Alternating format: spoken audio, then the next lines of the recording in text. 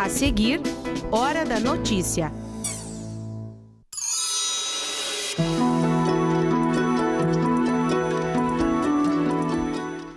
Você sabia que os estacionamentos em calçadas rebaixadas, identificados como exclusivo para clientes, são, na verdade, públicos? Para explicar sobre a fiscalização, a gente recebe aqui no estúdio o coordenador da Guarda Municipal de Trânsito de Passo Fundo, Huberson Steven. Os gastos aumentaram e você está no vermelho? Bom, hoje tem dicas para ajudar quem enfrenta esta situação. Inscrições para a Jornada Nacional de Literatura agora vão ser em 2 modalidades. Quem explica como vai funcionar é uma das coordenadoras da jornada, a professora Fabiane Verardi Burlamac. E ainda na série de reportagens sobre os atletas do judô que recebem o apoio da UPF, hoje a gente apresenta Júlia Berté, que já conquistou mais de 150 medalhas. Hoje é quarta, 5 de julho, é hora da notícia.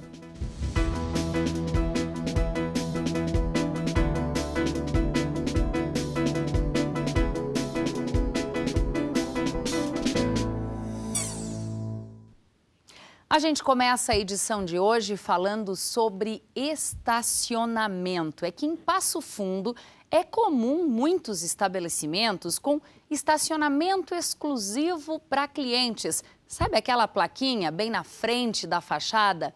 Bom, a questão é que você não precisa comprar na loja para estacionar o seu veículo lá. Quer saber mais? Olha só a reportagem. Você que circula aqui por Passo Fundo sabe como é difícil encontrar estacionamento. E quando você vê uma vaga como essa?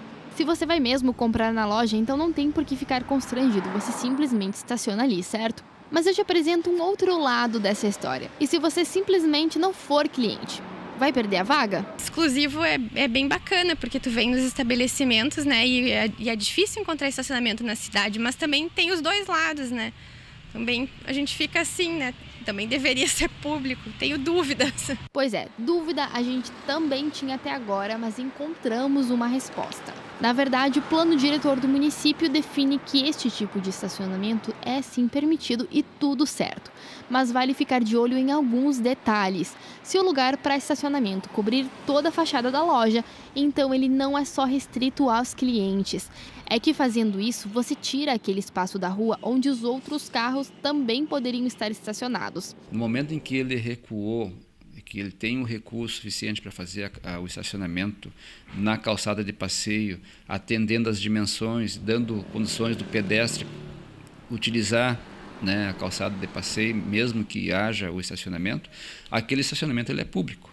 Qualquer pessoa pode estacionar. Pessoas colocam aquilo ali para conduzir os seus clientes a estacionar naquele local, para dar uma prioridade. Mas eles não podem, se chegar alguém estacionar ali, pedir que o veículo seja retirado, porque hoje ele é público. Lógico, se tiver um estacionamento lá dentro do seu estabelecimento, no local que contempla a área de construção dele, do prédio ou pátio interno, é diferente. Aí ele está com um local privado utilizando para estacionamento. E nas ruas, claro, as opiniões se dividem. O problema do público é que as pessoas não têm limite, né?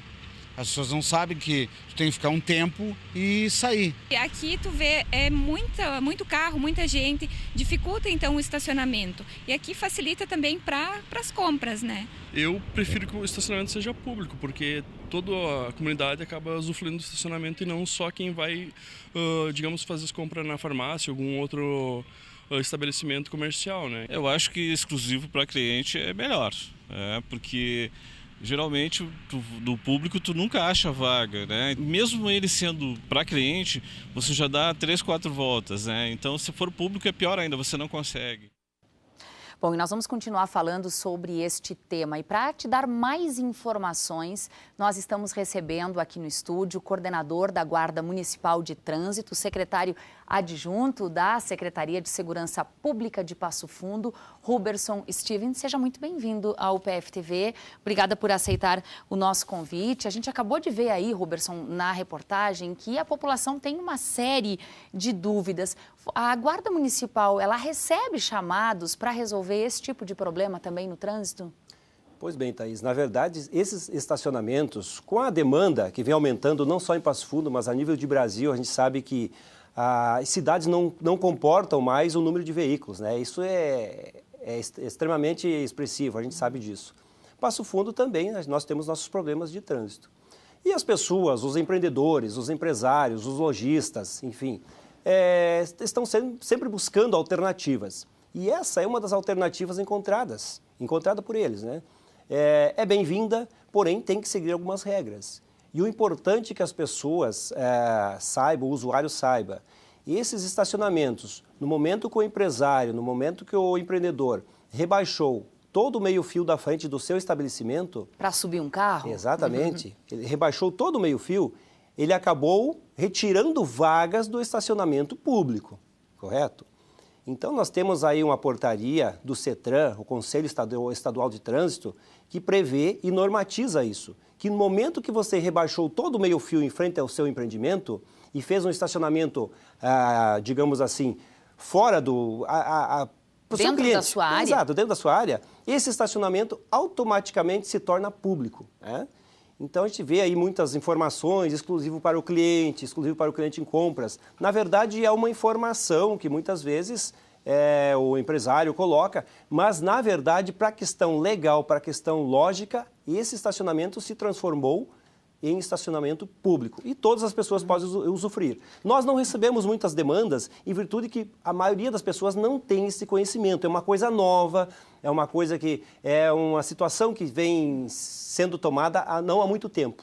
Ou seja, Roberson, ao estacionar o meu carro em uma destas áreas, tidas como estacionamento exclusivo para clientes em compra, eu não posso ser retirada dali. O meu carro não pode ser retirado pelo dono da loja, pelo gerente da loja. Não, Isto é ilegal e não está em acordo com a lei. Exatamente. Ele automaticamente ele se transformou num estacionamento público, visto que foram retiradas as vagas em frente ao empreendimento, vagas públicas, né?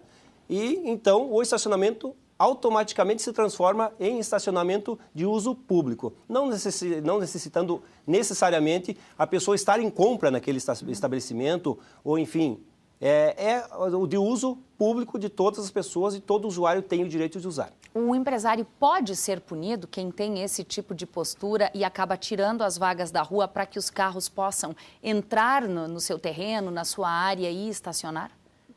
Perante a legislação de trânsito, não tem uma punição exclusiva para isso aí. Até porque é umas situações novas, né, que vem acontecendo recentemente, né? Mas o que acontece? O usuário que tem o direito de usar aquele espaço, né? O empreendedor ele não pode proibir o usuário de usar aquele espaço, visto que ele rebaixou todo o meio-fio e tirou vagas do estacionamento público.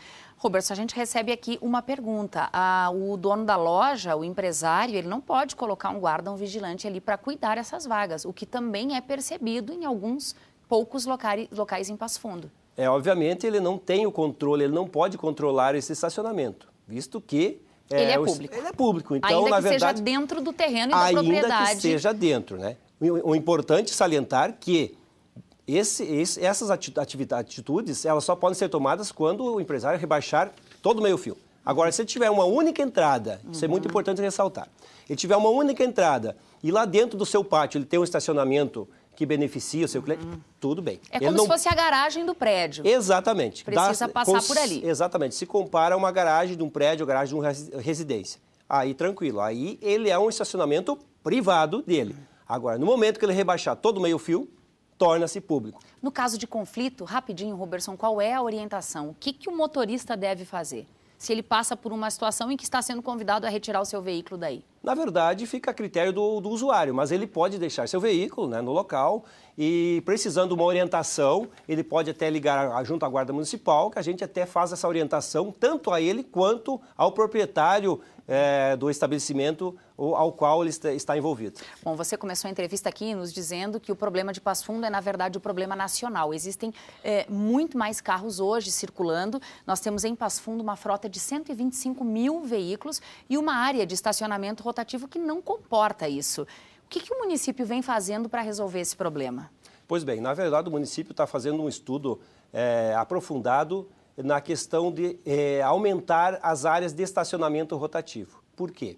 O estacionamento rotativo, embora o espaço seja o mesmo, né, ele fazendo a sua rotatividade da maneira correta, automaticamente se geram mais vagas de estacionamento. Consequentemente, quem ganha com isso é o usuário. Não dá para passar o dia no estacionamento rotativo. Exatamente. Então, ele tem o tempo limite e essa rotatividade acontecendo, automaticamente, mais vagas irão ser geradas. Esse é o principal que o município tem feito e, consequentemente, tem gerado mais vagas. E esse trabalho continua. Tá certo. Muito obrigada pelas informações. Bom trabalho, Roberson. Muito obrigada. Bom, e a partir desta quinta-feira, a Polícia Rodoviária Federal vai priorizar somente o atendimento de acidentes com vítimas de ocorrências criminais. A corporação vai reduzir os serviços por conta do corte no orçamento deste ano, que limitou a compra de combustível, a manutenção e diárias. Portanto, ficam suspensos os serviços de escolta de cargas superdimensionadas e também escoltas em rodovias federais, o policiamento e também resgate aéreo. Além disso, será reduzido o deslocamento de viaturas em patrulhamento e serão desativadas algumas unidades operacionais. Os gastos aumentaram e as contas não param de chegar. Olha, muita gente passa por isso e quando se dá por conta, percebe que está no vermelho. Bom, ainda bem que sair desta situação é possível. Basta ter planejamento, jogo de cintura e disposição para mudar alguns hábitos. Durante este mês de julho, nós elegemos a quarta-feira para te ajudar com algumas dicas.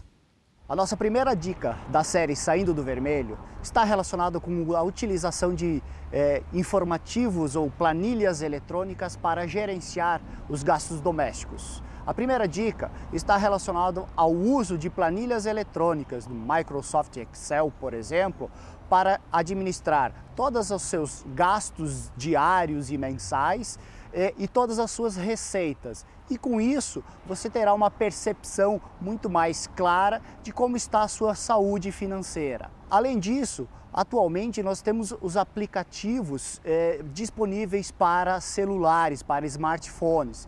Esses aplicativos de fácil uso, eles podem ser utilizados para gerenciar essas despesas domésticas a partir do momento que cada usuário no seu celular pode inserir os seus gastos, pode inserir as suas receitas e automaticamente você vai saber como está o comportamento das suas finanças. A terceira informação importante que está relacionada com a utilização desses aplicativos é que alguns bancos eles disponibilizam por meio das suas contas bancárias aplicativos que se conversam, que estão relacionados com a tua conta bancária. Isso faz com que todos os seus gastos feitos com cartão de crédito ou cartão de débito automaticamente entra nesse aplicativo disponibilizado pelo banco e dessa forma você vai conseguir também controlar todas as suas movimentações financeiras e com isso você conseguirá sair do vermelho de uma forma muito mais segura, mais eficiente. Essas são as dicas que nós estamos dando para a série Saindo do Vermelho e nas próximas semanas mais dicas serão apresentadas. Na próxima quarta-feira tem mais. As incertezas na política, economia e também no judiciário nortearam o debate do programa Estúdio 4 desta semana. Foi uma edição especial com 50 minutos de duração e 2 blocos estendidos. Olha só quem são os convidados do programa e veja um trechinho também, porque ele vai ser reapresentado hoje às 8 da noite e também na sexta às 11 horas da noite. Nós vivemos um momento obviamente singular, né? Mas não um momento que não deixará consequências. Me parece que, na verdade, ele se mostra com toda essa singularidade porque nós aparentemente chegamos no fim de um ciclo. É a primeira vez na história que um presidente foi denunciado. Isso não significa que é a primeira vez na história que um presidente foi corrupto, mas tão somente demonstra que as nossas instituições políticas não estão adequadas para, de fato, nós termos uma democracia. pelo menos não a democracia que queremos. Porque se buscássemos assim os clássicos, de modo bem claro, a democracia é um governo que a vontade popular, de modo soberano, é respeitada.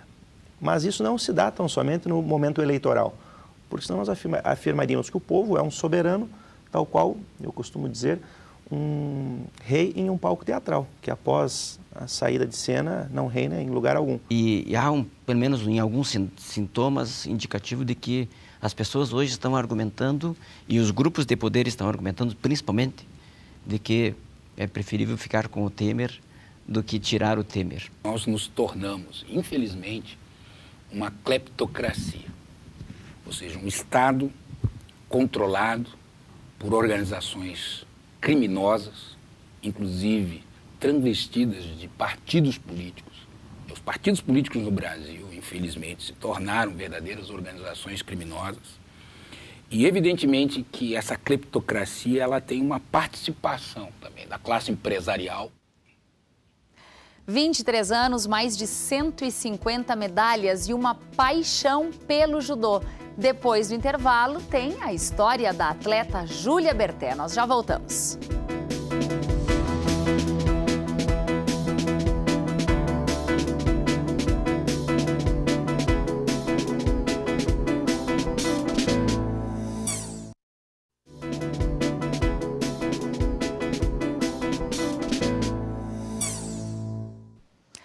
A Petrobras reduziu o preço do gás de cozinha em 4,5%. O reajuste já está valendo, mas a lei brasileira garante liberdade de preços no mercado de combustíveis e derivados. As revisões feitas nas refinarias podem ou não se refletir no preço final ao consumidor. E aí vai depender do repasse feito especialmente por distribuidoras e revendedores.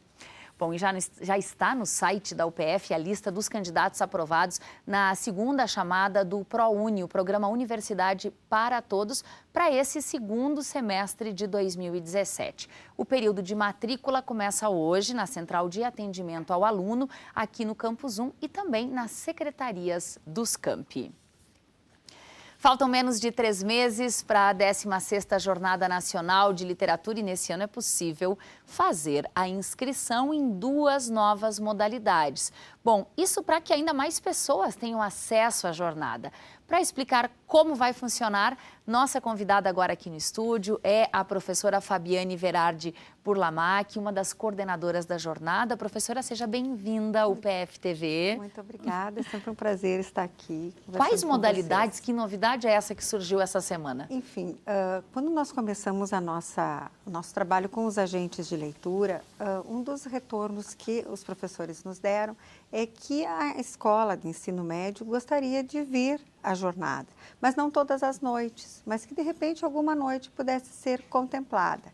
E nós nos reunimos, se o nosso objetivo é essa democratização da jornada, essa questão da jornalização da jornada, né, da jornalização da cidade de Passo Fundo, enfim, pensamos que de repente nós poderíamos abrir opções em que as pessoas se inscrevessem pelas noites. Quer dizer, digamos que ela queira assistir à mesa da arte da igualdade, né? Em que vai ser discutidas as questões do feminismo, teremos Conceição Evaristo, Marina Colassante, enfim, e que queira trazer seus alunos ou queira vir assistir, ela tem a possibilidade de se inscrever por modalidade de uma noite somente. Especificamente para essa noite que você nos trouxe de exemplo. Exatamente. Então, quando é para ensino médio, que são alunos, se um professor quer trazer os alunos, os seus alunos, ele vai se inscrever como faz com a jornadinha. Então, por uma noite, é o mesmo valor do que se pagaria pela jornadinha. Então, são os alunos do ensino médio que eles podem escolher uma das programações da noite. Então, pensando e também já as pessoas que não estão inscritas na jornada, que não têm a disponibilidade de fazer as 5 noites, que também têm um interesse específico por um debate daquela semana, que possa se inscrever. Ou seja, vale tanto para estudantes de ensino médio quanto qualquer pessoa da comunidade. Da comunidade em geral. Esta edição da jornada prevê 2.000 pessoas em uma lona, cujas atividades acontecerão à noite. Exato. As atividades para o público adulto acontecerão somente no turno da noite,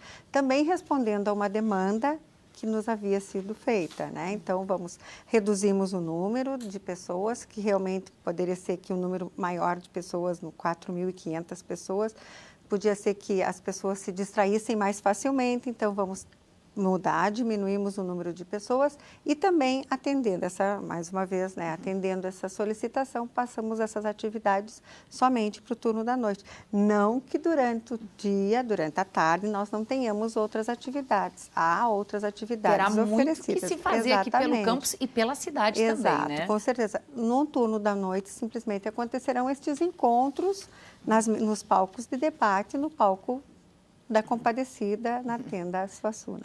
Bom, professora Fabiane, rapidamente, algumas pinceladas das novidades desta edição.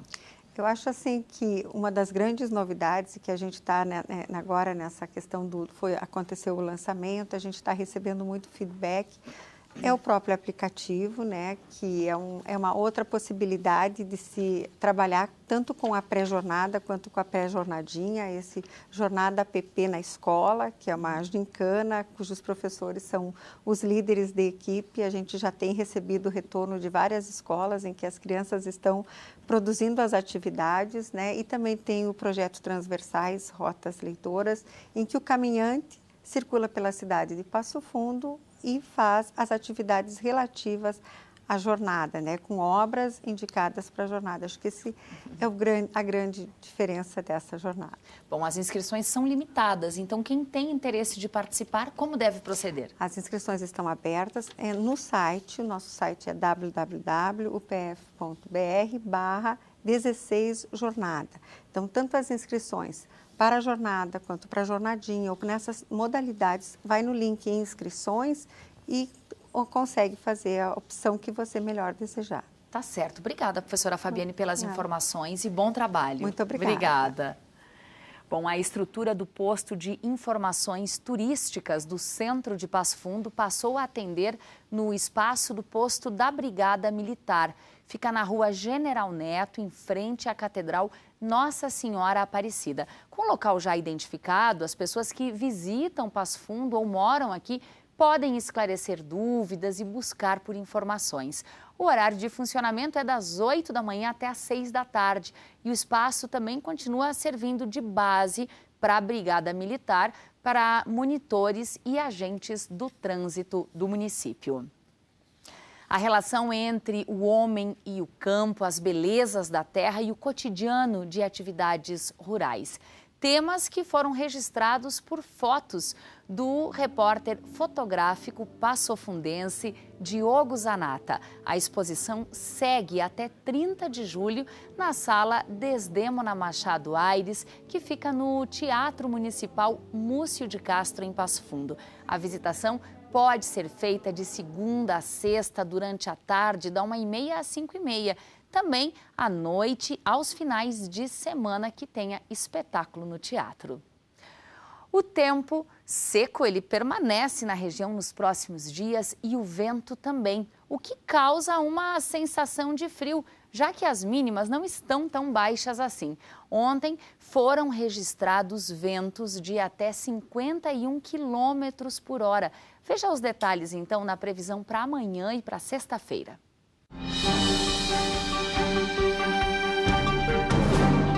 A quinta-feira será ensolarada, as mínimas sobem um pouco, 10 graus pela parte da manhã, podendo chegar aos 21 graus pela parte da tarde. A sexta-feira também será de sol, a mínima de 10 graus e a máxima não passa dos 23.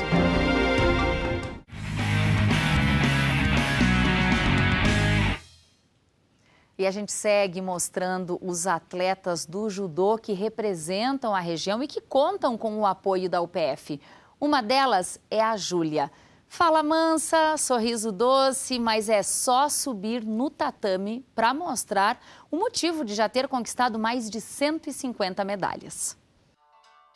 A Júlia era tão participativa na escola que não pensou duas vezes antes de entrar para a equipe de judô. Eu sempre fazia as atividades que eram disponibilizadas pela escola e começou o judô, eu já gostava de Japão, essas coisas, comecei o judô. 10 anos depois da primeira competição, ela segue firme e forte nos campeonatos. Competições, Copa, Supercopa, Estadual, Campeonato do Interior. E aí todo mês, né? Campeonato. vai mais de 150 medalhas aí nesses últimos tempos. E essas aqui são só as principais, viu? Aos 23 anos já é professora de educação física e, claro, para onde vai, o judô vai junto. Quem gosta, quem pratica, não só judô. Eu sou suspeita em falar do judô porque eu sou apaixonada, então eu convido todo mundo para vir treinar. Mas o esporte vale muito a pena. Em geral, as mulheres na luta vêm crescendo muito. Tá começando a perder esse conceito de que a mulher não pode praticar a luta, ou é feio, ou não gosta. Nas escolas onde eu dou aula, a pro é mulher, então não tem problema as meninas fazerem.